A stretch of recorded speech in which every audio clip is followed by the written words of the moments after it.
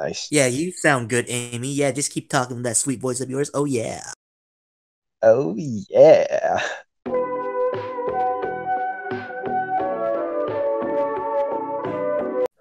Hey guys, today we are joined by your host jesayatunggal, William. That's me. Uh, and JRPG Keon. You remember him from last time. And we're going to be talking about Smash today. We're going to go through the history of Smash, how it stays competitive, and the prospect of Smash Ultimate. Yeah, I mean, I guess with the series just as a whole, just like as a party game, it's very appealing to anyone. And if you want to like get better at it, like it's one of those rare games that like you can just go and play with your friends and have a good time. But it also has so much depth and like so much to it that basically the ceiling is infinite, and you could spend your entire life, like if you're a pro, you could spend your entire life dedicating yourself to get good at it. So it's one of those things that's really good for both. Yeah, dude. Like the game is interesting because it's really friendly to button mashing. Like the control scheme is really simple. You have A and B, right? That is smash and normal hit, like respectively. You've got your directional keyboard. You got your blocks and your dodges, and you got your jump. That's it. That's really basic for a fighting thing, right? And yet you can get to such complexity with the inputs and how exactly you develop strategies to, outmaneuver your opponent that, like you said, it can reach an unimaginable skill ceiling. Yep, like totally agree with you right there. Especially with like a game like Melee, there's so many like moments where like there's like frame perfect things that need to happen, or there's like split second decisions that somebody makes, and like everybody could notice it. Like when somebody makes a smart decision right in the moment, and you could see it pay off. And I think that's one of the reasons why so many people love the game. Yeah, I find this is extremely remarkable that the game came out in 2001 and it's still relevant today. Or Melee. Yeah, I mean, oh yeah, the first one came out in 1999. But yeah, Melee was a 2001 game.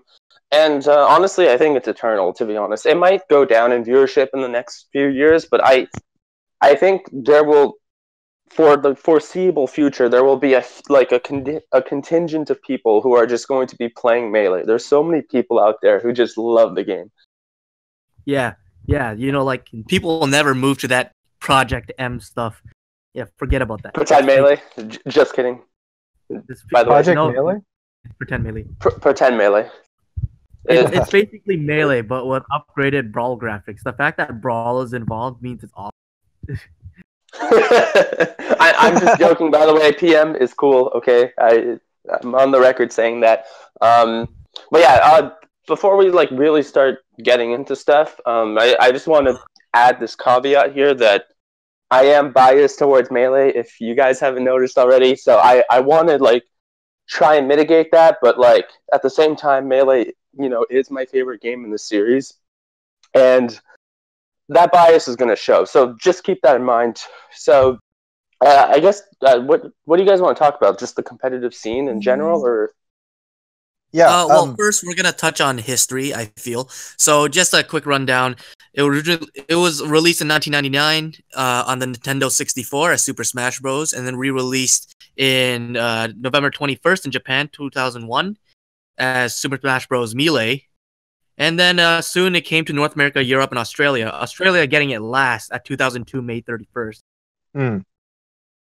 Oh, one thing actually before we continue, can you speak to? I'm not sure if everyone listening to this podcast, if there are people listening to the podcast, are fully aware of exactly how the Smash, or at least the Melee tournaments work, right?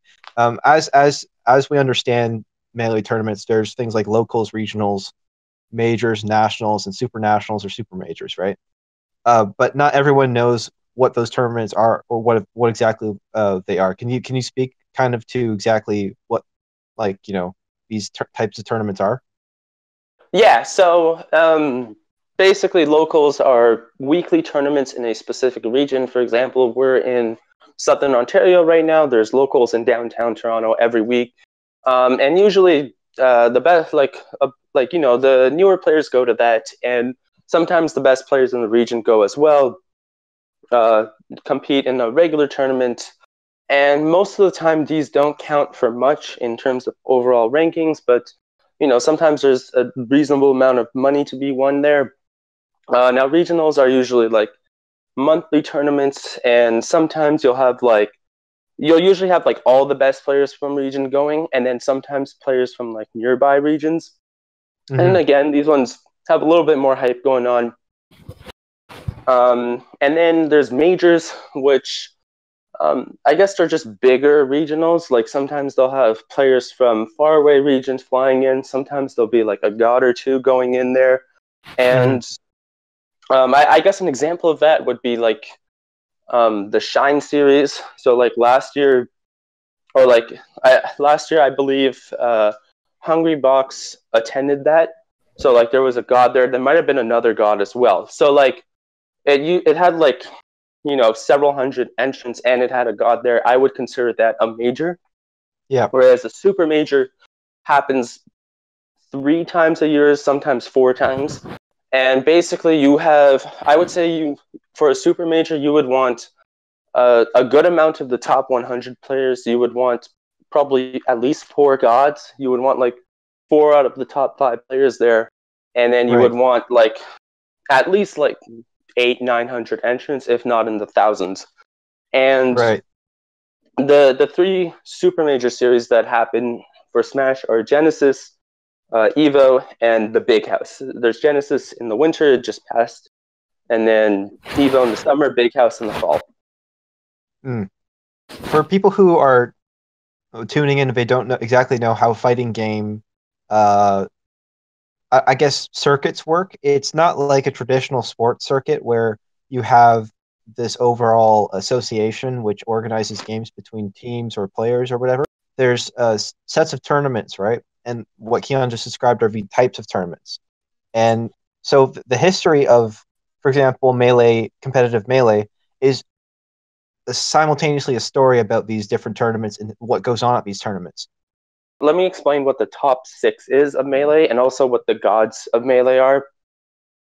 So basically, from the era of like, I would say 2010, 2011 until like 2014, 2015, even still today, like these are still the best players. But during that time, there were 5 players who would win every single tournament, and they would almost never lose to anybody who was below them in ranking. And these 5 players were Mango, Armada, Mutaking, Hungry Box, and PPMD. Those 5 players were the gods of Melee. And then once Leffen came around, we had this era where we had a top 6 with Leffen. But unfortunately, one of the gods, his name is PPMD. He is actually a really hype player. I miss him so much, but he's had health issues for the past like 3-4 years, and initially he started going to less events, but eventually it became like no events. Like he hasn't even attended a tournament in like 2-3 years. He had some depression issues, and then I believe he had other like physical health issues, and as a result he hasn't played at all. And it sucks because he had a very unique take on the game.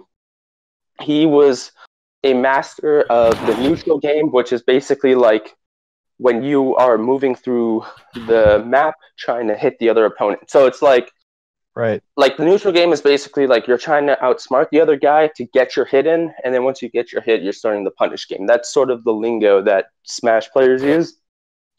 And PPMD was like a really like big brain guy. Like he was like he would like study other players and like know their habits in and out. Like he was basically like the guy who would download you and kick your butt. And the fact that he's gone is unfortunate. But in the past, I would say year or two, there was been another player, his name is Plup, who has risen to prominence, and he's definitely in the mix with the former gods plus Leffen plus himself. And they're sort of the top players in Melee right now. Right. you know, I know you like Plup and all, but wasn't it in the 2017 tournament where King Abu Abu came along and beat Plup, almost beat Hungry Box too? I think he deserves a mention.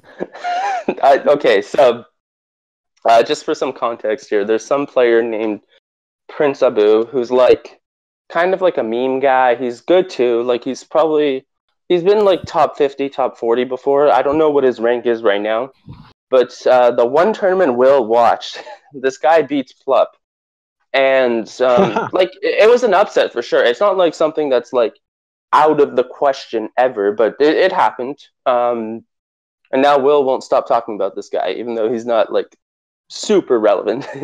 He was just relevant to that one tournament that Will watched.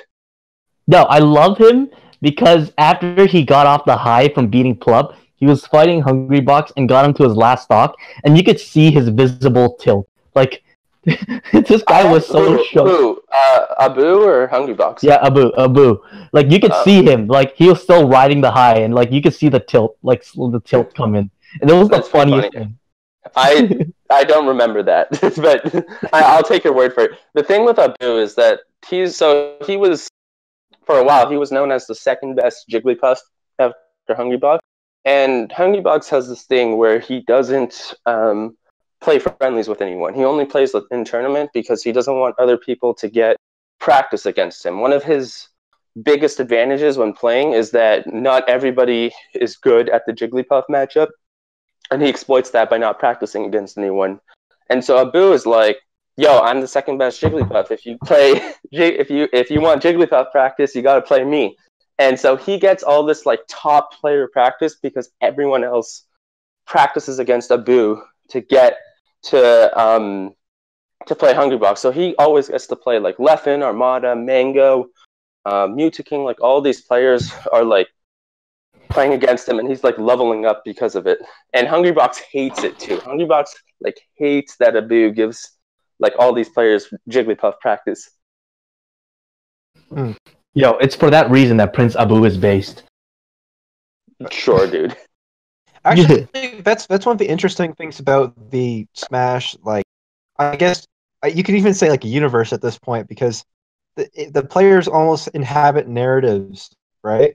Like, there's a whole construction of this idea that there's gods and that they rivalries and they face each other in combat or whatever, and that all these players. What part of the reason why Smash is popular is because people follow the players and they wonder about how the narrative is going to shape and how it's going to change, right? It's different from other competitive games in that there's actual personalities involved and there's stories behind the personalities rather than just being like this team or whatever that you're following. Yeah, you're 100% correct there. There's so many storylines in Smash and like different and like excitement going around. Like in particular, Mango and Armada's rivalry was probably the greatest rivalry of all time. That's kind of debatable, but certainly the most popular rivalry. Whenever those two like players were playing against each other, viewership would just shoot up. Everyone was hyped. If grand finals of a tournament was Mango versus Armada, like everyone was tuning in for that. And it actually started with a tournament called Genesis. I believe it was in 2008. And at the time, Mango was the best player in the world, or at least best in North America. And Armada is Swedish, and he was coming to North America for the first time ever. And at the time, NA had zero respect for Europe. They were saying, oh yeah, Armada's going to come, he's going to lose to like Lucky, who's like a good player, but not like a top 5 level player, right? They're like, oh, he's going to lose to Lucky, he might even lose before that in bracket, he won't make it out of pools. Talking all this shit. And Armada comes, and he like slowly like beats people, like systematically gets to them in bracket. And the way he beat these people would be like he would lose game 1, and then by game 2 he would have adapted. So like he plays Lucky, loses game 1, wins game 2 and 3, and then he slowly goes through the bracket until he hits Mewtwo in winner semis. And people were like, okay, you know what, Armada's legit. He's not getting through Mewtwo. Mewtwo was number 2 in the world at the time, former number 1, incredible player.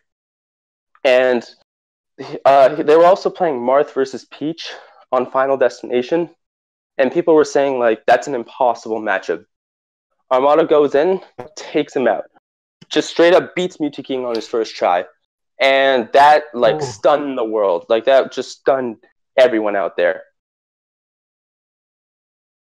And then Armada was very interesting in that he introduced the new Peach meta, right? Like the idea that you could bring in these characters that are kind of fringe and then play them at the highest level was really interesting to watch during that time period. Yeah, I mean Armada is the Peach meta. Like even now, all the top Peach players literally just study Armada. That's the meta. And so after he beat King, he played Mango as well, and beat Mango as well. And then people were like, "Oh shit, this guy is unbeatable." Now that was in winners finals. Mango comes back in grand finals, wins 2 straight sets against Armada, and Mango takes the top prize. Armada gets second. And at the time, that was a big disappointment for Armada, even though he overperformed. So that's where their rivalry kind of started up. Yeah, that's where it started up. And then after that tournament, Armada actually struggled a little bit. He had like a string of second place finishes. There was one tournament where he lost to Hungry Box for second. I think that was Apex 2010, but that I could be wrong on that. And then there was another tournament. It was one of the Pound. It was part of the Pound series. Right. And he was in winner's side grand finals, and then he lost 2 straight sets to PPMD. So he had a string of second place finishes early on in his career. And the first tournament that he actually won was Genesis 2. And this time around, he makes it all the way to grand finals winner's side. He faces Mango in grand finals, wins the first set, and he gets his first major win. And that was like the culmination of like years of like getting second and coming so close and barely losing to finally being the champion. And that was a big moment for him. And following that, he just absolutely dominated both like the European and the American circuits. Yeah, so after that, he won tournaments for 2 years straight. Like literally won every tournament he entered until Apex 2013. Or no, it might have been before that. I believe it was around 2013 where he decided to retire from the game. And he took like maybe a year off before coming back. He eventually did come back, but at the time he said it was a retirement. Right. I would say he had... Oh, what's up? Yeah, interesting thing about Armada. Actually, I remembered this because of a story that I heard someone else telling about Smash while I was sitting around. A lot of people like to say about various gods or various players of Smash, like this, his playstyle is aggressive, his playstyle is this, his playstyle is that, right? And then you get to Armada, and then they say, okay, well, what is his playstyle? And then the guy was like, his playstyle is winning. I mean, it's 100% true. Like, I don't know, he's just good at everything. Like he's like the most well-rounded player. He's great at neutral. He's great at punishing. His edge guarding was legendary. I mean, I believe at the time when he started entering the scene, and he started like going deep out with Peach to edge guard. And people didn't know Peach was capable of doing that. People would see these Peach edge guards and be like, "What the hell, man? This character's sick. Like, what's going on?" It's strange to me how Smash has persisted as a competitive game after all this time. Like, consider Melee, right? Not even it's supposed to be a party game. It's not even supposed to be a real fighting game, right? And yet it's somehow been crafted into this highly competitive game, which, like you said, even if it is grassroots, is capturing like the minds of hundreds of thousands on Twitch and is still extremely relevant to the fighting game community. Yeah, so I think with like, I guess some people who who are like Smash detractors will be like, oh yeah, Sakurai doesn't want this game to be competitive. And I think at the end of the day, you know, sometimes you might make a game and you might not know what you did. Sometimes you're unleashing a beast and you have no clue what you're doing. And especially with Nintendo, I mean, I love the games they make, but when it comes to Smash, my God, they don't know what they're doing sometimes. I remember for Smash 4, Sakurai or some high-level developer was like, Samus is the best character in the game. Like, they genuinely thought they made Samus to be the greatest character. And Samus was, like, trash tier, like, not even viable. So they really... And I bring that up because they really don't know what they're doing sometimes. Like, like that's the nicest way I could put it. And so for Melee, I think the appeal here, like some of the advanced techniques, like wave dashing, that when someone's a bit newer to the Smash community, they hear wave dashing, it's kind of like an intimidating term. And the thing with that, the way I put it, is that wave dashing is just a movement option. And the beauty of Melee is that you can move like no other game. There's so many ways to maneuver yourself through the map. And wave dashing is just another way to trick your opponent. So like if you're in neutral and you think they're going to come for you, you can wave dash back and then punish them. You get them to whiff by changing up like your momentum through a wave dash and then getting your own hit in. And that sort of mind game you could have is like really hype. And I think that's part of the reason why people love the game. Yeah. And you know, in just to touch on the fact that you think that doesn't really know what they're doing. It's funny. In the end, it works out because they have a game that fits every niche. You got the demonic brawl, and then you got Smash 4 filling in those the roles of being that family friendly game that everyone just kind of picks up and just plays with their family. And then you got Melee, which is the de facto like Super Smash Bros. Competitive gaming thing. And then recently there was Smash Ultimate, which tells me that, you know, Masahiro Sakurai finally understood, like, yeah, this is what people want. And it was a return to roots. Right? On the topic of Smash 4, how do you think it would hold up competitively? Well, we got that. Well, local competitive, like we know it's kind of like a return to roots. So do you think it won't overtake Melee? Melee will always have its cult fans, but Smash Ultimate, like, is it any good from your point of view?